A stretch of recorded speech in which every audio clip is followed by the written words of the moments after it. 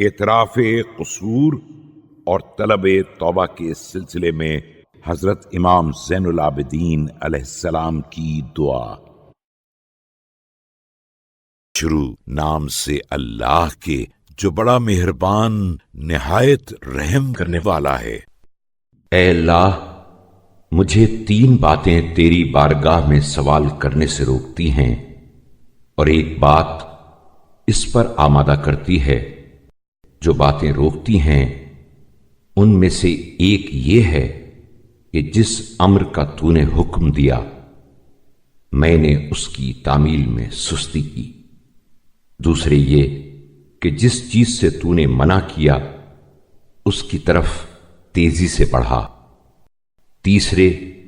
جو نعمتیں تو نے مجھے عطا کی ان کا شکریہ ادا کرنے میں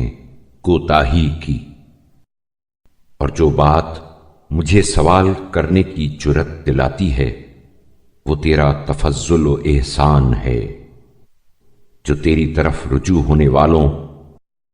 اور حسن ظن کے ساتھ آنے والوں کے ہمیشہ شریک حال رہا ہے، کیونکہ تیرے تمام احسانات صرف تیرے تفضل کی بنا پر ہیں